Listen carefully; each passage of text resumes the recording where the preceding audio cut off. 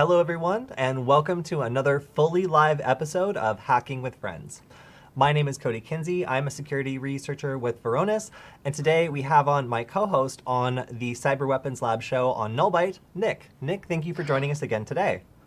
Hey again. Yeah, I was here last week, and I'm excited to talk about some hacker news again. Awesome. Well, we're also going to answer questions in the chat if anyone has them, because we didn't really do that this Wednesday. Instead, we did another crossover episode where we did a live stream on Nullbyte, which was super cool and fun. It went over really well, but we were flooded with questions in the chat, some of them demanding that we abruptly stop our demonstration and switch the topic to low orbit ion cannon. And I was just like, you just download it and click. Like, what tutorial do you need? But yeah, like aside from that, it went really, really well, and it was a lot of fun to do. And you might have also seen that we suddenly have over 18,000 subscribers on the SecurityFWD channel. So thank you to all of our new subscribers. Thank you to anyone new who's in the chat. It was great to see a bunch of the bites on the live stream that we did with Nullbyte. But again, we didn't really get to do a Q&A. So if you've got some questions this time that you didn't get to have answered, or if you've had some new questions, particularly maybe about Android Studio, since we have Nick here, then feel free to shout them out in the chat, and we would be happy to answer them. Although we also have plenty of content to talk about today. So it wasn't really, let's see. It looks like there's a issue on Facebook. That's okay. We only recently added Facebook. If you want to check out the stream, please go to hackingwithfriends.com, or on YouTube you can go to SecurityFWD, that's SecurityFWD. Facebook's a new platform, and people mostly tell us about QAnon conspiracy theories on Facebook. So if it's having a hard time connecting, we'll just continue on. So we hadn't really had it scheduled that far out, but we did a very special stream yesterday that some of you might have missed. Nick, you missed the stream, right? Yeah, I didn't find out about it till this morning, but I really wish I was there yesterday. Yeah, so we finally bowed to the intense and overwhelming pressure we've been getting to do a review on TempleOS. And of course, we decided to do it on April 1st because the operating system is a trip, to say the least. It is incredible that a single person was able to come up with such a elaborate and very functional operating system, depending on what it is you're trying to do. So yes, we yesterday dove into TempleOS. If we want to switch over to my screen real quick, you can see we've now tagged it as the April Fool's TempleOS review, but we did the entire thing very, very seriously. So thank you to everybody who was in the chat with us on this one. We ended up playing some flight simulator games. We played a space blasting game, and we also played a driving game where James learned how to drift pretty good. So yeah, this was a lot of fun. As you can see, we already had like almost 700 views on it. But one thing I wanted to shout out is Terry Davis was a real person. Because we were doing the review as more of a prank, we didn't really get into the history behind TempleOS. So I wanted to spend a little bit of time just talking about that and acknowledging it, because what we showed yesterday was actually a pretty incredible achievement for a single person. And Nick, I know that you're somewhat of a Terry Davis aficionado. Can you explain a little bit about the creator of TempleOS? Yeah, Terry Davis, I think he's a computer science, like he got a computer science degree at a school in Arizona, one of the states. And then he worked professionally as an engineer for quite a few years in the 90s. And then, he started, like, as some males in their 20s do, he started developing symptoms of schizophrenia, and it was never properly dealt with. So he ended up moving back with his parents and picked up TempleOS as, like, his pet project. And he would, he did a lot of weird things. Like, he had like a 48 on, 48 off, like, sleep schedule. So he basically stood up for 48 hours straight and just coded TempleOS and did live streams about it. Yeah, and like the internet really took hold of it because of his mental issues. He was like an interesting personality, and he was very smart. Like he made his own compiler from scratch. He made this whole operating system from scratch. Like that racing game, it looks dumb when you see it in 2021. But if you think, like, he made the operating system that it's even running on top of. That's incredible. Yeah. He was a very, very talented person, and like how his story ended is like very sad and unfortunate. But even in like the height of his schizophrenia, there's some like really salient like interviews with him where you can tell he's an extremely intelligent like computer scientist.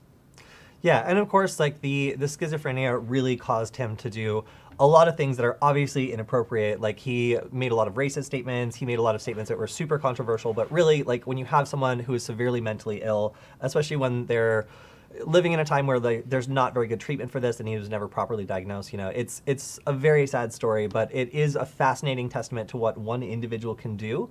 Because TempleOS is still, I think, as far as I know, like one of the only operating systems that's been just created by like one guy. And the response he got from the tech community was pretty unfavorable. Like he got a lot of resistance to this because obviously there's not a lot of applicability to this operating system. But you know, a lot of people also valued it for what it was, like a fascinating project that one really troubled individual managed to create. So we just wanted to give out a shout out to Terry Davis for making this incredible operating system. If you don't know about his story, it's definitely worth looking up. And unfortunately, Terry Davis did die by suicide. He was hit by a train. They don't really know if it was an accident or if it was suicide, but he was homeless at the time, and you know, he wasn't getting the help he needed. So we also wanted to give a shout out to the Trevor Project and the National Suicide Assistance Hotline, just because there's lots of people out there who struggle with these issues, and there is help. So all right, moving on from that. Again, super fascinating story. If you want to find more about this, Nick, where would you recommend people learn more about Terry Davis? Yeah, so I think you mentioned that Zam linked it, but this down the rabbit hole like documentary on him, like it's on YouTube, but it's fantastic. And this guy, Frederick, it says right there, Frederick Knudsen. He does a lot of fantastic like documentaries on like weird internet culture adjacent stuff. But yeah, definitely watch this video. And there's an interview when he was homeless in Oregon. There's like some teenagers like found out where he was, and I think they're like trying to like prank him, but they actually had a really like good heart-to-heart interview with him. Like, and he talks about like his thoughts on computer science, the industry in the 90s. And if you really get into like the Terry Davis story, I recommend watching that as well. Yeah, definitely. Yeah, so I feel like now we've kind of completed the cycle of TempleOS. Is like we really got into like what it can do and why it was special yesterday, but we weren't really able to talk about the creator because it kind of would have ruined the joke. So, all right. Let's go ahead and move on to some of the current events that have happened over the last week. Nick, are you familiar with the way that Apple does security? Briefly, like I find the Apple like security like documentation to be the most interesting, boring documents that you can find. Yeah, so one argument from the security community is that Apple is notoriously like gated about their security. They really want to control every aspect of it because they want to make sure that it has the most secure system. However, they will also do things like occasionally delay updates because somebody, like a developer, puts a statement about human rights in their metadata. So this seems pretty like just against the whole point of getting updates to users quickly and making sure their environment is secure. So it's just very odd that they would like delay an update to a VPN service when they're just saying that like people use this to be able to access the free internet from restrictive countries. Like that shouldn't be a controversial statement, but you know, a security update was delayed because of this. So not a great look. Yeah, like on Apple in general, like for my grandma, I would rather her have an iPhone than an Android phone. But if you're like at all security conscious, I think an Android's a better choice because like even stuff like using a third-party password manager on an Apple device can be annoyingly complicated. Well, okay. Speaking of a good look, the spy planes that police departments use seem to be actually better than some that the Pentagon relies on, which is just kind of a testament to like the free market at this point. Like there are companies out there that are, you know, willing to sell police departments incredibly high resolution, basically like surveillance gear that we don't really have any like legal framework around the way that it's used because this sort of stuff is persistent. It's, you know, they're using like a mixture of like thermal and other types of sensors that make it really almost impossible to hide from this. They were remarking in this that you can see squirrels chasing each other through the trees as they're circling around these houses and surveilling them. So like in basically in a world where like your local police department can like make a documentation of the way the squirrels are interacting like in your yard, Like, is there really any expectation of privacy, like in your backyard or even like through your windows when you have this level of resolution? You know, if, for example, this can see maybe through walls a little bit, or if you're near the wall, like, is it really a good idea for this sort of thing to be out there, like without any sort of justification or explanation, taking incredibly detailed records of like private residences and stuff, like for nebulous purposes and at great cost? Well, I guess that's up for you to decide. But if I was having my house like thermally scanned constantly, I might take issue with it, especially if that level of information could be useful in analysis to determine, you know, maybe what I was doing on the inside of the house. Or exactly. Like even, like I was about to say, like even if they can't see you through the walls, they can almost definitely tell like which part of the house is warmer than another part. And so from that, they can determine like what part of the house you spend your time in at a given time of the day and stuff like that. Like even if they can't get like the full high resolution picture of you, that they can still gather information just by pointing it at your house.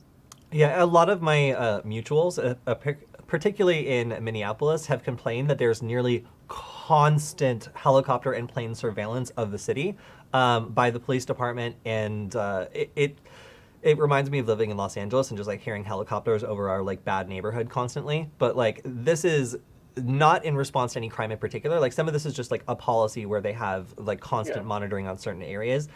I would find it to be pretty invasive, and I imagine some other people probably do too. When you bring this level of sophistication to like monitoring open spaces and being able to like derive this much detail, because you're basically using like military grade or better like sensors on civilian targets that you probably don't have any specific authorization to be surveilling.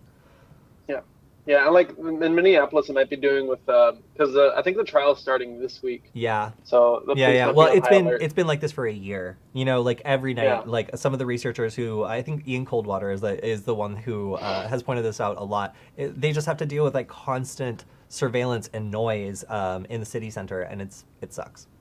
All right, so shifting gears a little bit, I am not great at math, but Nick, I knew you're a little bit better, and it fascinates me that you can use satellite imagery to be able to determine the speed of a ship at sea just by measuring the waves. Have you ever heard of this before?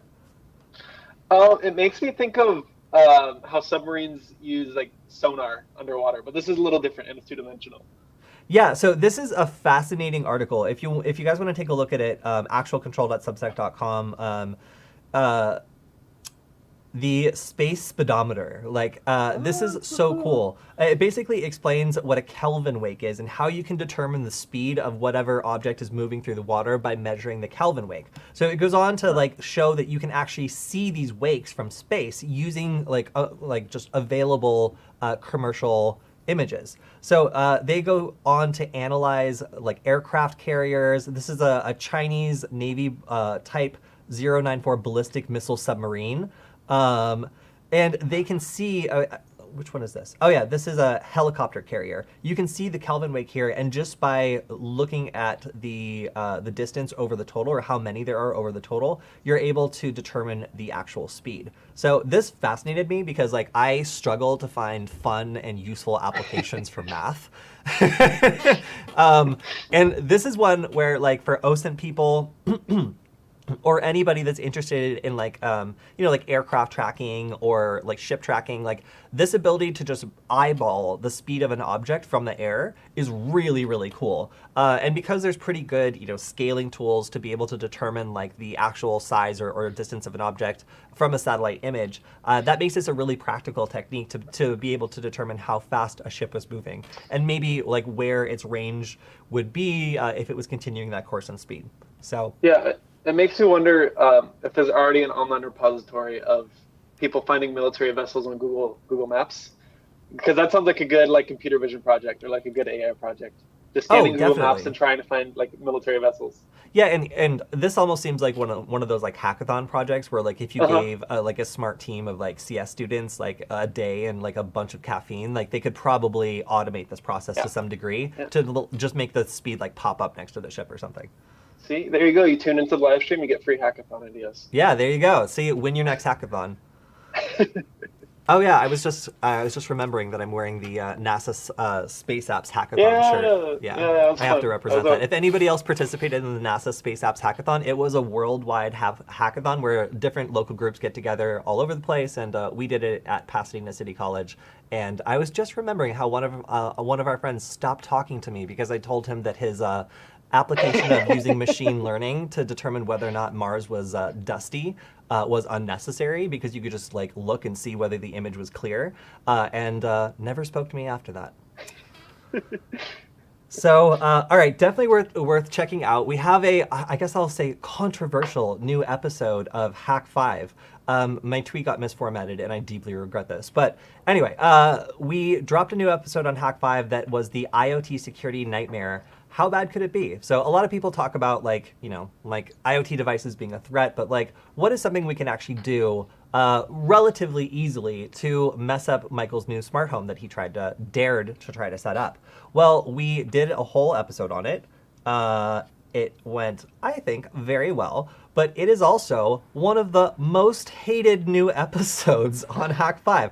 Then again, okay, out of like almost 1,000 people, exactly like 100 of them didn't like it. But I will say we're trying a new format here where we're trying to make stuff a little bit more accessible to the average person, and we're more trying to show off exactly what it looks like and how it works, like Mythbusters, because Mythbusters like never like tried to teach you the code behind like the stuff that they were like writing or doing in order to like answer a myth. They just showed you the results because that's what you were interested in.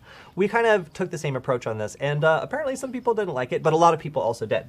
So if you want to catch this new episode, it just came out. Michael also did some sneaky cameos for Veronis, which I think is hilarious. So if you want to check that out, please add a like. It seems that there's a little bit of a battle going on, but most of the comments are very supportive. So we have lots of new episodes we're doing kind of in this format. So hopefully you guys like it, and you will tune in to the new episodes. Word on the street is YouTube's getting rid of the dislike button, so maybe that won't be a problem much longer. Wow, the haters are gonna have to work extra hard. We still had someone on our most popular video that's blowing up right now. For some reason, one of our SecurityFWD videos is like really popular, and it's the hacking computers from blocks away. So that was the one where we have a Wi-Fi duck. We plug it in the computer, and then Michael from blocks away starts controlling the computer remotely. And people were like, "This is clickbait. That's not a hack. It's just a trick." And we have all these comments that are just like, "I am the one who defines hacking, and this is not a hack, sir."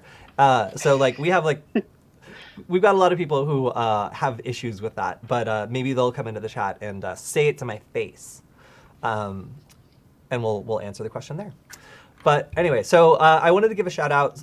One of the things that we did during the IoT Nightmare video was hacking a Roku device, and we were able to divert the stream. We basically took over the Roku and just started playing some random stream. The other thing I did was I hid a camera in the room and started playing like a video of Michael back to himself repeatedly as he tried to watch like TV. I love this because it kind of reminded me of a scene from a movie where like the people who've been like spied on the whole movie like turn the tables and like put like a camera inside the smoke detector, and then like the powerful dude's like flipping through the TV and changes the channel to like himself and realizes he's been hacked. Like I kind of wanted to like do a little homage to that. So we just made like a Michael 24/7 stream and like kept changing the Roku channel to that repeatedly. Now you need to be on the same network as the victim for this to work, but and some people really didn't like that. They're like, fake hack, you got to be on the network. But if you want to check out some other things you can do, there is a Roku Hacks channel on like Roku apps. So if you're a developer that wants to learn more about this, you can check this out. I just thought it's really cool that there's a resource out there for hacking Roku devices, because I just barely like dipped my toe in it, and like people got mad. Some people. I still think it's a cool hack. So if you're on a shared network, or if you can get access to the network, you can definitely start messing around with the Roku, and it's hilarious. But yeah, anyway. I think the problem is like people will see like the headlines and think like after they read this article or watch this video, after watching this content or whatever, I'll be able to do that to anybody. But and the thing is, they can. You just gotta accept that like there's no beam that you can like learn how to like construct on YouTube that's just gonna auto hack another person's computer from a block away. Like there's some sort of interaction that has to happen there. Like I think people just have like false expectations for hacking, where they're just like, all right, if I get good enough, I'm gonna glare at this computer and it's just gonna flip over and open itself up, and I'll have root access. And it's like, what? And, like, no, like for still all gotta like do some the stuff. holes that we point in it, like modern security is a lot better now, and some people really know their stuff and know how to secure their systems. Yeah, definitely. So I wanted to give a shout out to Canary tokens. If you're using Canary tokens like I've recommended you do before, then there was an update to make their Canary tokens more sneaky. So if you were creating a fake MySQL server and like trying to see if people would access it as one of your security mechanisms, like basically a MySQL honeypot, there was a way to determine that this was fake if you were, again, very sneaky. So a security researcher discovered this and reported it. It's now been updated, but if you're using Canary tokens as like a honeypot, then you probably want to do an update for the MySQL one just to make sure that attackers aren't able to realize that it's fake. And then, okay, I follow Eva from the EFF. I think she's wonderful and also makes some very pointed remarks about just like the way that people are accepting technology. And this is one that I think is very on the nose. Spyware, stalkerware, like being able to like monitor what someone is doing while they may not be fully aware of what the implications of that are is never ethical. And like kind of reframing it as like child monitoring or employee monitoring doesn't really take away from how creepy it is and how little choice that person probably has in consenting to that monitoring or how deep that monitoring really goes. So there's a lot of very unethical vendors of spyware, and a lot of the time the spyware is used to spy on exes. It's kind of called stalkerware. It's used to spy on exes, it's used to spy on domestic partners, it's used to spy on children, and it can be very, very abusive. Like people talk about like wanting to make sure their children are safe online, but instead they can use this to harass and bully their own child, and a lot of people do. So the vendors of this technology know this, and they don't care. There's no real way of distinguishing between whether this is enabling abuse or if it's being used to like help protect a child against like some existential threat. But as you can probably tell, I don't really believe that that's like even like a useful use case over education and some more common sense ways of going about this. But like, I don't know, Nick, how do you feel about stalkerware or spyware being installed kind of in a mandatory sense? Like, how do you feel about that becoming normal? Something that like schools might require like children to do on their computers or other sorts of like forced installations that you have to do it in order to participate in some sort of program that's mandatory. Yeah, that concerns me. Like when you can see the actual actions going on the computer, I'm fine if it's just like a content filter, like if you set up the router or whatever to not be able to go to certain IP addresses or certain types of websites. That's completely fine for me. But yeah, when it goes beyond that, like software installed on the actual computer, and especially when it's like closed source and you can't really look under the hood, I find that extremely concerning. Like you know, it's because like Zoom school now, like the Respondus, all the privileges you have to give this like random application to like be able to take tests when your professors don't trust you at all is just like having to use a software that like is able to completely lock down my computer, and like I don't even know if it's like been able to access all my audio devices and stuff. It makes me extremely uncomfortable. Yeah, and you don't have a choice. Like basically, like if a school doesn't do the proper vetting process, it can pick a technology that's either insecure or invasive or open to abuse. You know, we hear about cases where like the vendor ends up having a backdoor key that lets them into like webcams or something. Well, the same thing happens with children's computers when they're like managed with, you know, these remote management applications. Like sometimes people who get access to these computers shouldn't have access to them, and then we go from like, oh, I want to make sure that I want to spy on my child and make sure I know what they're doing at all times. Like, well, what if some random person from Shodan can turn on your, you know, teenager's webcam at any time? Like, that is not what you wanted, right? Like, almost definitely not. So, you know, they're just normalizing the sort of stuff and also removing the consent. It's like, you know, these children don't understand like what it means to consent to monitoring. Like what? Like it just means this device is evil is what you should tell them. Like this device is evil and will tell on you, and like anything you do bad will be used against you. Like, but they don't understand that, and neither do people that are necessarily like installing something that their university requires to do monitoring, or that might end up having more persistent access to their computer than was initially described. Like these are all issues that, you know, the conversation is very difficult, and if you're the person speaking up, often you get a lot of resistance because the people in charge just want to get this problem solved and don't want to deal with issues like this. So yeah, and like one nasty side effect, like an extra side effect of the pandemic, like really accelerated this, I think. And it gave like these major institutions like a foothold to gain this type of power because, hey, it's a pandemic, everyone's online, it happens so fast. But now, as things slightly go back more to normal, they're not going to want to give up that power that the pandemic allowed them to gain. Yeah. Yeah, and a lot of these companies are now much more important because of the position they've gained during the pandemic. Yes.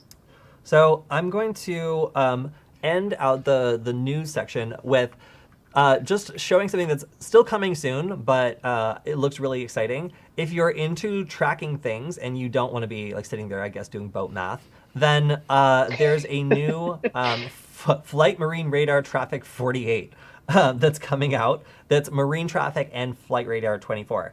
The result is a very confusing looking map, but full of information that shows you, right?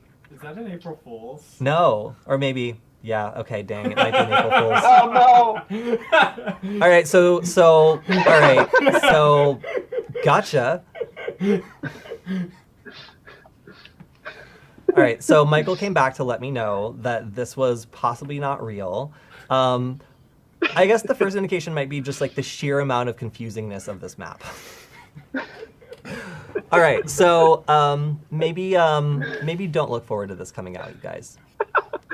All right, so we're gonna change over to actually no, let me take a look at the chat because let's go back to the chat because I haven't checked that in a good minute and I'm sure that we've probably missed some. So if Michael's done gloating, perhaps he could find time to go back to the window that shows the chat.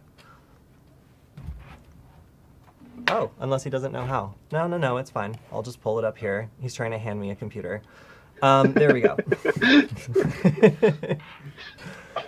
All right, so, also want to say hello to everybody in the chat. It's great to see people from LinkedIn as well, and also some regulars. Hello to Zam, of course, Senpai Jude, 8-Bit Oni, and of course, everyone else in the chat. So, yes, and we did get deceived. Thank you, Charles. Let's see. SpaceSpeedometer would be useful for detecting fast drug boats against the Gibraltar Straits. If that is your job, absolutely. I mean, that's not my job, but so that's not the immediate first thing I thought of. But if your job is detecting drug boats against the Gibraltar Straits, then like this actually seems like it would be really useful. Zam just got that kind of promotion. Yeah, the Zam says that the last IoT Nightmare was super fun. So great endorsement. If you trust Zam, then check out that video. What do you think about big companies constantly exploiting basic privacy rights of citizens in countries where where there are no laws regarding online data privacy existing for their financial benefit? Ooh, yeah, so that's a tough one. So that kind of goes back to the culture of spyware vendors. These are people who are like, monitor your girlfriend to make sure she's being honest with you, which is like one of the least ethical pitches you could make. But then people go ahead and just use it on anybody they want to get revenge on. These are the kind of people that are selling to those who reach out to me in the comments who are like, I need to hack my girlfriend, you need to help me. And I say no because it's unethical and just bad for the entire world. But these spyware vendors have figured out that especially in countries where there are not great laws about this, you can get away with selling these products. And this is where kind of the incentive for not patching serious vulnerabilities and selling 0 days is really bad. Because like if you have a 0-day vulnerability and it's fresh, first it's going to go to people who pay the most money for it, and they're going to develop some tool that a lot of people with a bunch of money are going to buy and use for whatever reason. Then it's going to get old. And as that 0-day vulnerability gets old, then it's going to go down the ladder to like a commercial product that's available to the general public. And this is going to be useful for people who are doing, just like basically lame stuff like stalking their child, stalking their girlfriend, like monitoring their employees, things like that. So the problem with this is like the problem still isn't fixed, at least on all devices, or on older devices it's not fixed. So this program will still work, but it just becomes really sleazy when suddenly like some countries might be using this to hack into like a journalist account or start to monitor the phone of a journalist because this is their child. This is somebody in their country they see as problematic that they want to begin spying on. These sorts of companies enable that behavior. They make it easier for people who are unethical to start taking away the rights of people who don't understand how this technology works or how to defend themselves. So that is, in my mind, a huge net negative. Of course, like the original question was also about like if you live in a country that has poor data privacy laws, how do you deal with a company that is amassing, like personal data and then exploiting it, either selling it to companies who want to manipulate you or otherwise trying to do something with that data without your consent. In the United States, we have kind of a patchwork of data privacy laws. Nick, do you know any of them? I guess not off the top of my head, no. Cal, so you live Like, in one of the few states that does have a data privacy law specifically, which is CCPA. Okay, and then another one I think just got there was a proposition on it last year. You're right. Yeah, But so Europe has like one of the strictest ones, and this basically says that if you are collecting or processing data on an individual, you need to give them the explicit ability to opt out, and you need to say like exactly like what you're processing it for, and then you have to follow certain standards for storing and processing the data. This impacted lots of different companies and made it really difficult for them to do sketchy stuff. But also some companies just don't care and then get hit with giant fines. That's the whole idea, is like you give people some sort of control over their data so they know what's going on with it. And then if someone is doing something abusive with it, you give them the ability to opt out. And you also make it more explicit that they need to opt in. And CCPA was like very kind of similar to this, in it tried to enact some basic protections for data privacy and making sure, it's just trying to make sure that people aren't like brokering or managing your data in a way that's abusive or you don't consent to. Now, in most of the country, that is not the case. And people can just broker or collect your data in whatever way they want. And in fact, in most of the world, I believe that is probably the case, where it's pretty easy to start using that data however you want. So, I mean, I think that the problem with this is it starts to undermine freedom of both like freedom of speech and freedom of just like self-determination. If you have somebody from a very early age being heavily surveilled and having lots of data collected on them, and that data is processed and organized in a way that's designed to make it easy to manipulate them, then it's not, that person doesn't really have a fair shot at figuring out what reality is, because from an early age you're going to be using everything you learn about them to basically like feed them information that makes them do what you want. So if you're giving like people with money the ability to mass manipulate lots of people by harvesting data on them and then figuring out what the best messaging for every individual person is, like, do you see the problem with that? It means that as people develop, like, they're not given like a fair view of reality. They're given a bunch of biased information that a program is like figuring out what they're most susceptible to. It's kind of like playing an adversarial game against an AI as you grow up. And like that doesn't seem like a fair environment to put young people in. And it doesn't seem like a world that I would really want to grow up in, like knowing that my environment is reacting against me in like a hostile way to try to like lure me down conclusions that might be really biased. Like that's, and then then we're like surprised why people are biased. Like, so like, I think that there's a systemic problem with this sort of thing. And it might sound like I'm talking a lot about one specific company as I, as I like go into this, and I am. But there's lots of other, companies besides that one really big company that loves people's information and manipulating them, that are problematic. So the industry, like data is like one of the most valuable commodities for like this new industry that like came out of nowhere. Like that's how they make money, is by collecting our data. And so I agree, like you're totally right. Like we should, now is like such a critical time where, I mean, I think we've already kind of passed the critical time, but like it's still very important to like limit the powers of these companies, like limit how much data they can collect and how they go about doing it, because it's going to be a process that's hard to undo and to untether as it keeps going like this. Definitely.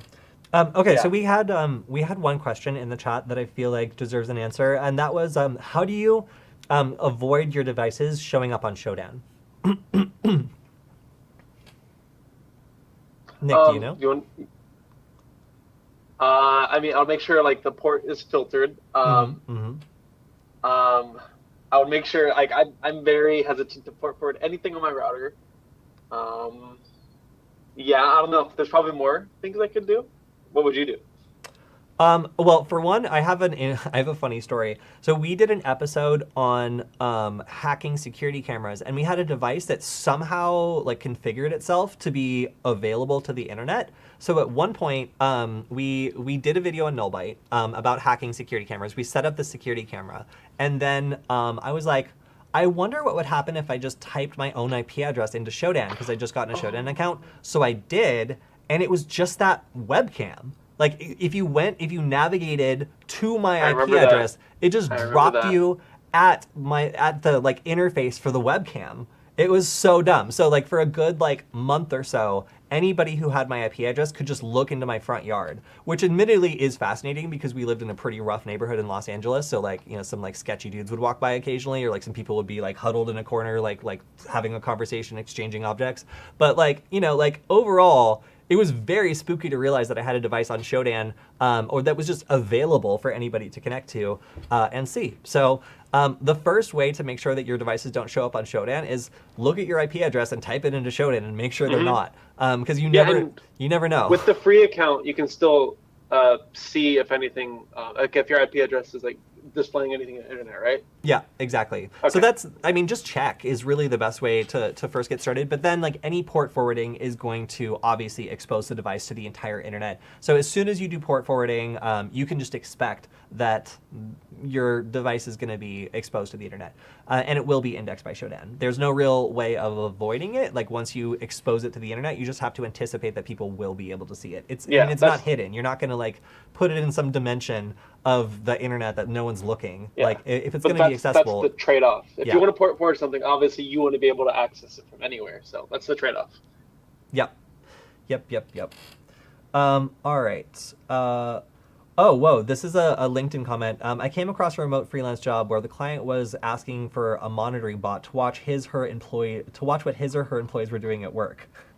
I thought the only tool an employer would need is a website screening software, because no one is paid for reading personal emails. Any other stuff is just spying on people. And that's like, I find that paranoid bosses, especially of like small and medium-sized businesses, are like just some of the, like, they will try to employ any technology to like bridge the gap of trust they have, like between them and the people that like work with them, but not in like a healthy way. They will do it in a way that's just like they micromanage everything and try to just like not make it totally known how much access they have, so that they can like catch their employees doing it. It's just like a whole toxic mess. If your employer is using like monitoring software on your computer, like especially if you're like, it's like off hours and they're like reading through emails and stuff, it just means they don't trust you on some level.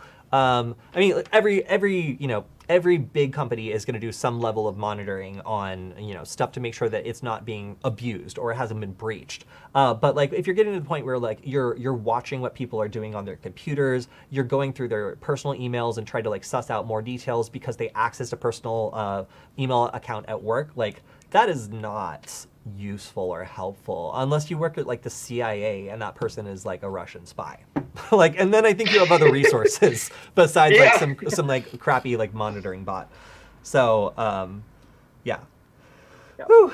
unfortunately, it's becoming very prevalent. Like even just being in school, like it's expected that a lot of kids like are forced to work with these systems that very invasively monitor them. So that's becoming a problem, and keep your eyes out for it. And also just make good choices. Like if you are going to have kids and you're going to have to integrate technology into their lives, don't make it a hostile, like creepy spying experience. Like your child needs to develop, and having someone like watch every single second. I'm not going to tell you how to raise their kids, but like a lot of people like go way too far with the sort of monitoring technology, and the problem is you never know who else has access to it. So if you install a super creepy monitoring thing that can see everything that your child does, you never know if that vendor, you know, has potentially licensed it to somebody else and shared their credentials, and that gets breached. Like there's just too many unknown factors to compromise someone's device and leave it wide open like that. Yeah, like I mean, I don't know why anyone would take advice from a parenting advice from a 22-year-old, but I think like passive filters are still fine, like content filtering, like that's okay, but like anything active, that just like completely crosses the metaphorical line in my head. Like that's too much. Oh, Zam also says that if you run your service at the dynamic port range, then services like Shodan are less likely to find the open services. So that is another thing you can do. All right, I'm going to go back to, let's go back to my screen. And while we have a quick break in the questions, I want to show off a couple different things that Nick and I have found that we have not, we're not necessarily fully endorsing. Some of these we have not tried, but we are considering for upcoming episodes of Nullbyte or Hackbyte, the new show that we're doing for Hack 5. So if you guys want to check these out, we regularly go through and look at new security tools to see if there are any that are useful. And anytime we find them, we like to point them out. So the first one I'm going to show off is a add-on for, this is a browser add-on called Clear URLs. And what I really like about this is it's able to strip away like the kind of monitoring or tracking links that are often used and embedded in URLs. So if you wanted to go to a URL, but you didn't want to like trigger a canary token or, you know, like have some sort of like tracking thing, then you can automatically use this to clean the URL and give you something that isn't going to track you. So you can see some of the features are, it removes tracking URLs automatically in the background, it blocks some common ad domains, has a built-in tool to clean up multiple URLs at once, supports redirection to the destination without tracking services as the middleman. So if someone gives you like a bit.ly link that has tracking enabled, then this can like just follow the link to the end and then like for you, and then just give you that. Blocks hyperlink auditing, which is ping tracking. There's an article about that if you're more curious. Prevents e-tag tracking, prevents tracking injection over history API. This is there's also an article about this. Prevents Google from rewriting the search results and prevents Yandex from rewriting the search results to include tracking elements. So this is a very clean little thing. I think this is probably like my favorite tool that we found this week. So if you're interested in this sort of thing, like I've been getting a bunch of like COVID-19 vaccine scams. I think we might have talked about this a little bit, Nick, or maybe I was talking about it with Tim, but where like there's emails that go out that just say like, we're looking for your opinion about the coronavirus vaccine. And it's like, they have no idea if you've been vaccinated or like what you've been vaccinated with. So like they can't really be specific. Like, we know that you've been like vaccinated with Pfizer and we want to follow up. That would be like a better scam. But they're kind of now realizing that like in certain states, most people over a certain age have been vaccinated and they're starting to hit elderly people with this scam. So like one thing in it is like there's a link and it's a confusing link because it's like a link that goes through a bunch of different tracking URLs. So like I always have to take this stupid phishing link and like put it into like a URL expander and have like you know, virus total or something, like unpack the link and like tell me where it's going. And then I'll like, you know, look at that URL, see if it's malicious, like see, and then kind of go from there. This is really cool because I don't have to copy and paste the URL into like VirusTotal or something. I can just examine it from inside the browser. So I found a lot of like, at first I was like, oh, it's kind of simple. But then I keep finding more and more use cases for where this would be like kind of cool and interesting. Avoiding being tracked, being able to figure out where a link goes without letting someone know you clicked on it, being able to see the final destination of the link that's been obfuscated without having to manually like go through it. I don't know, the tool's kind of growing on me. So if you want to check this out, you can take a look at it on GitHub. It's clearurls/addon. Yeah, I like this very much. Yeah, it seems like it's combining a lot of like essential privacy add-ons that you need for a browser, like and it's putting it all in one place. And I don't know anything about the developer, but hopefully like he keeps it like well updated and like, maintained and everything. And it seems like it can replace AdBlock, Privacy Badger, and a couple other things on it, just as one add-on, which is convenient. Yeah, well, the last commit was 9 days ago, so it looks like a project that's very much alive, and it has a healthy amount of people that are interested in it. So, you know, I'm very interested to see where this project goes, and yeah, it seems really cool. Nick, did you have one that you thought was cool? Yes, I was looking at a slightly less helpful one and a more offensive tool. If we can go to my screen. Oh, wrong browser. Sorry. Yeah, if we can go to my screen. Michael, hello? Huh? Hi.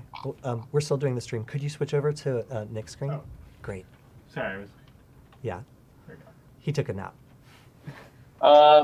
Okay. Can we everyone? Yes. Okay. So this is called NameThatHash, and I actually haven't tried this out yet, but I am looking at doing a future video of it. So basically, what this does is, I'm kind of concerned about even giving this more of a platform, because it just makes it super easy to try to brute force a hash. As long as you can use a command line interface, then you just give it a list of different hashes, and it'll go through a bunch of different online hash cracking resources, and like some of them will they'll have like dictionaries of hashes, like common hashes that have already been cracked before, so it'll be able to like do it right away. And then it can even like after it goes through all those online resources, then it just types it straight to Hashcat, and it'll start crunching it using your own computer's resources. And the main reason like I wanted to give this a platform is like it seems like the developer like really put like a lot of thought and like a lot of attention to detail went into this program. Again, I'm probably going to install it this weekend and play around with it. Maybe we'll do a live stream about it if it's actually pretty cool. But it seems like a great way to get like learn about hashing, and like because like one thing I think can be hard to understand at first is that like hashes, well, it is still hard to go backwards. Like hashes are still unique, and you can still map it to the password that generated that hash. And because it's using all of these different like hash databases and all these different hashing tools, it can be a great way for like new people to understand that. Yeah, it's just like because like Jack the Ripper and Hashcat even can be like annoying to use, and they're really old. They're still maintained, but like because it comes from like a different era of like hacking, like sometimes the documentation can be a little bit wordy and a little bit hard to understand because it was geared towards people who knew a lot about computers, because you had to know a lot about computers to be able to use stuff like that in the 2000s. But this seems like bringing those tools into the 2020s. That's great. Cool. So and what's the URL for that if people want to check it out? Yeah, it's github.com/hashpals/NameThatHash with hyphens in between. Nice. Cool. So, all right, I've got another one. This one comes with some downsides. So, this is one that seems to be getting a lot of buzz. It's Android HID. So this is something where you can use your Android device to attack another Android device, or I guess you can use it to attack a computer as well. So I just want to show the proof of concept because it's really cool before I like bum you guys out with like the reality. So here we go. We have an Android device. It's being plugged into an Android device. Now that Android device is locked. So now it's trying to brute force the pin because apparently I don't have an explanation for that. My Android phone immediately locks if I use a pin other than the correct one, I think like 4 times. So I'm not sure which version of Android this dude's running. But as you can see, one Android phone is acting as a keyboard for the second Android phone and has established a interpreter session with this ThinkPad. So, okay, that's pretty cool. What's the, hey, wait, that's my video. Nice. But yeah, so that's pretty cool. But like, what exactly do we need to do in order to make that happen? And what is up with this like pin attack? Like where, like on what Android device does that work? I don't know. But one thing you will need is just a little old rooted Android with HID kernel support. You got one of those lying around, Nick? No. Yeah, no, unfortunately, I don't. rooted an Android. Well, actually, I do have a device that I am working on rooting and getting Kali NetHunter set up on. Thank you to Zam.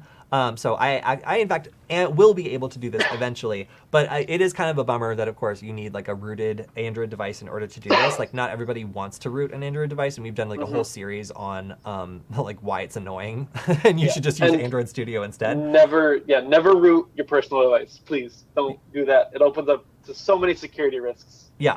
Yes. So if you have a secondary device that is rooted and has HID kernel support, then this is a great project. But I was a little bit disappointed to learn that, like, yeah, there are some caveats to this, as cool as it is.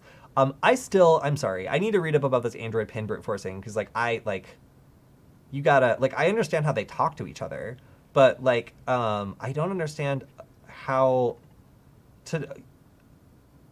Okay, well, yeah, I understand like 16.6 hours to try all 4-digit pins, but like, what about the timeout? Like, what about, are you just working on an Android phone that never times out? If there's no timeout, 16 hours seems like way too long to go through a 4-digit pin. I don't understand why it's taking that long if there's no timeout. Maybe he's assuming there's a timeout, and that's the time it takes with the timeout. But it should not take 16 hours to brute force 10,000 numbers. There is a lot of documentation, but none of it has said anything about. Nothing has said anything about being locked out. Okay, known issues. The known issue, bro, is that it's going to tell you that Oh my gosh. Okay. All right. Sorry, I just like I'm so confused because like my brain tells me that immediately this will fail, and like there's like 5 pages of documentation, and not one of them addresses that like it will just immediately lock you out. Okay, all right. Well, that's a beautiful mystery that I'll let somebody else figure out. Weird. So, all right, I was going through some resources that I was giving to journalists to basically figure out the source of an image, and I got way off track. And I just wanted to show one tool that I just think is cool, or 2 tools actually that I think are cool. One of them is just called Sauce Now, and I believe this is derived from somebody shouting "Source Now," but it was just heard as Sauce Now, so that's fine. But you can take an image, and then you can paste it and do a search, and it tells you, in this case, so earlier I thought that this would just take any image and try to like identify it.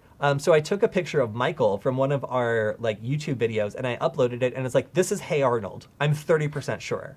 And I was just like, okay. And it had like a screenshot from Hey Arnold, and I looked at it, and like the shirt is kind of the same color, and like, you know, the skin tone is kind of the same, and like Michael's roughly in the same part of the frame.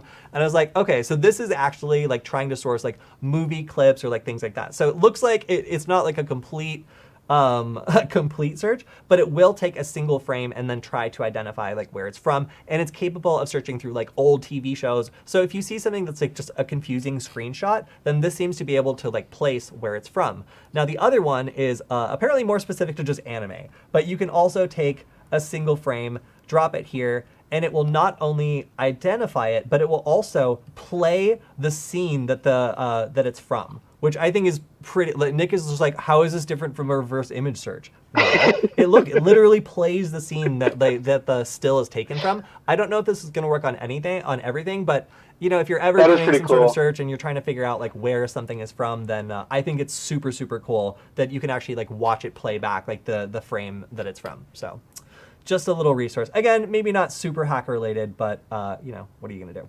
Nick, you got any other tools to show off? No, that was the one I wanted to show off for today. But hold on, I'm trying to get search or what was it called? Sauce Now to work. But so wait, I'm gonna delay the stream a little bit. Wait, so I just selected a file. Yeah. And then I'm doing a glamorous picture of. You can go to my screen if you want. Sure. Doing a glamorous picture of my girlfriend's dog. Okay. So well, that's almost never been in a movie or an anime, but all right, let's go. Let's I'm just like throwing the kitchen sink at it, you know. Yeah, I just want to see what happens. Okay, and then I press search, and before it was telling me that it was from Hey Arnold too. Image. No, it wasn't even taking me to. Oh, there we go. Yeah, I didn't find anything. Low similar. Click here to display them. Where? Low. Low. Yeah. There you go. See, that's what it thinks your dog is. More. So like it'll basically look for scenes in like a movie or like something else that like looks somewhat similar in terms of like color and placement or whatever if it can't get a good match. And it's like, I see what this is used for now. Okay, I get it now. I didn't get it last night when we were talking about this at 1 a.m., but now it's starting to click. Yeah, so hopefully you guys like this tool. Again, it's super weird, but I found that I ended up coming up with some interesting applications for it. All right, so we've got about all of like 8 minutes left. So let's go ahead. It looks like there's a rich conversation going on between parents about the correct ethics for monitoring their children. I'm going to stay the hell out of that. Yeah, instead, I don't think I have any weight in that conversation. Right? It's like all I know is that if I was a child being monitored, I would rage against it every day. I would.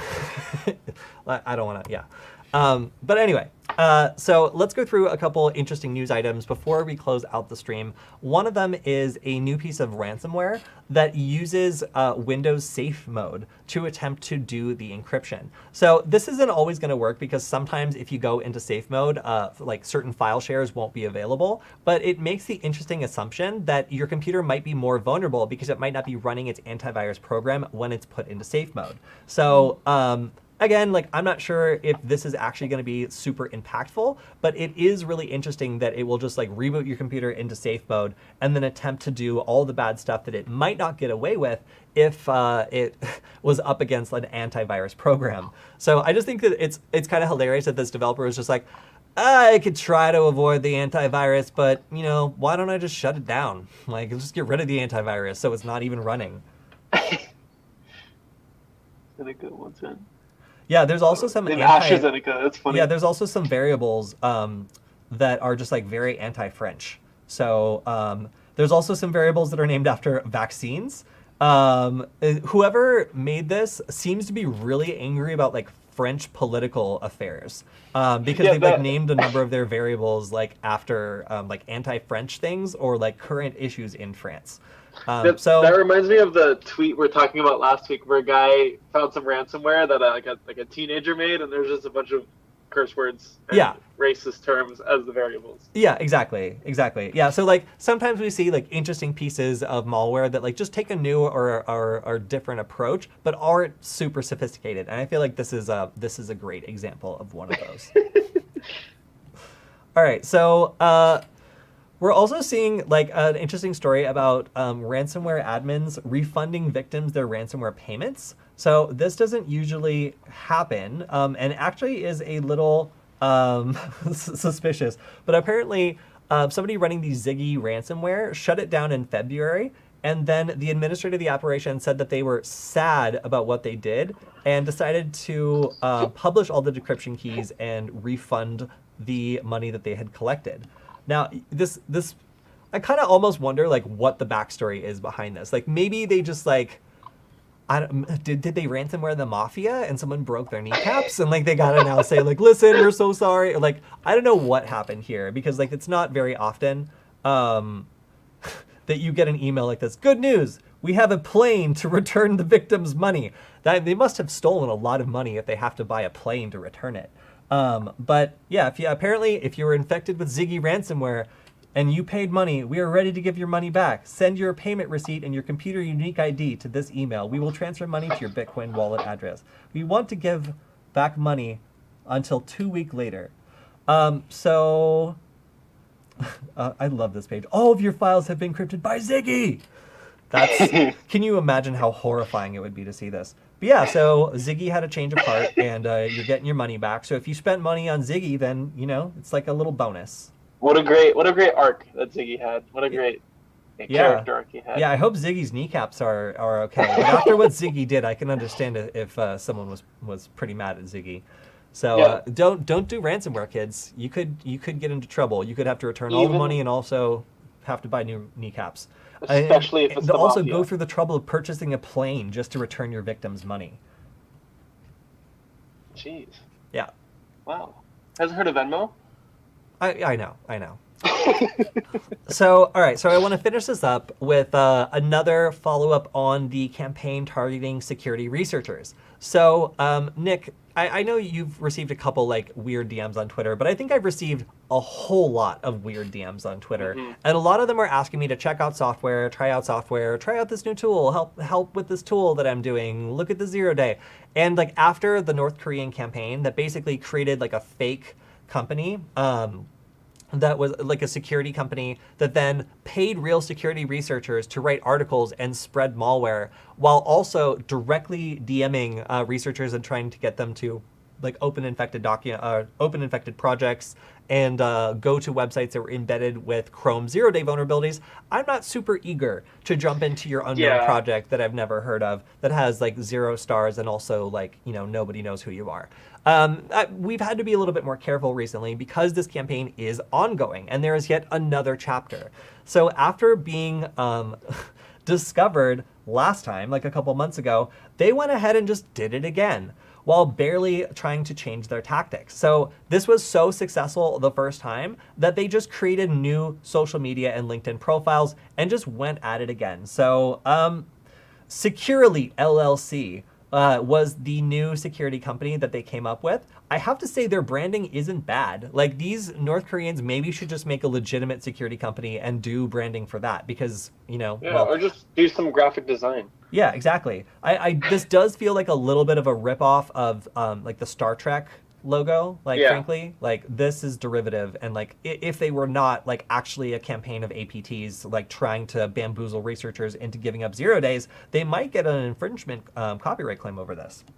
But fortunately, these are just evil actors trying to steal our nation's secrets. So instead, they're just gonna probably get that's the problem with sorry, I have a complaint about the cybersecurity industry for a little bit. If you want to scroll up. Oh, please. Like that announcement, it's like totally believable because like Yeah. a lot of these cybersecurity companies, like, you read like their mission statement or whatever, and it's just like I can't extract any information from what some of these companies say. Yeah, it's like, I don't know what if you feel the do. same And way. then like one sales presentation later is like, oh, so I have to have a ship, a fleet of ships like in the Baltics in order for your product to apply to me. And they're like, Yeah. yes. Yeah. And I'm just like, It- well, it's so- why didn't you say that? Like, this was a very long presentation. Like, So that's why it's so believable, because so many of these like cybersecurity companies would like just say something just like that. yeah, and honestly, there's also like a niche of cybersecurity companies where they buy zero. These are basically people that just buy and weaponize 0-day vulnerabilities and sell them. And because this is like a niche that is like very well known, like this is kind of like baiting as one of those companies that might like be one of those offensive companies that develops those. The thing about those companies is they have money. If you are going to the dark side in cybersecurity and you're trying to find vulnerabilities and sell them to middlemen who make spyware to then go infect journalists' phones with, then this is the kind of company you're looking for. Like they're saying they do elaborate offensive security for their clients or whatever. So like that kind of baiting of security researchers who might like be susceptible to wanting a payday, and maybe won't pay as close attention to something that's coming from someone who's promising them money. Like this is all like very carefully calculated, and I do have to admire how sophisticated this campaign is. I'm kind of making fun of it because like they're barely it was such a good campaign, they're barely bothering to change it. And honestly, there's a lot of security researchers and hackers who want to help out fellow hackers who are on their way up, who are willing to reach out and help out and are unaware of this campaign. So kind of spooky that this campaign is still going on. It's I haven't responded to like new DMs in a while, and I feel bad because I still tell people to check me out, like DM me on Twitter.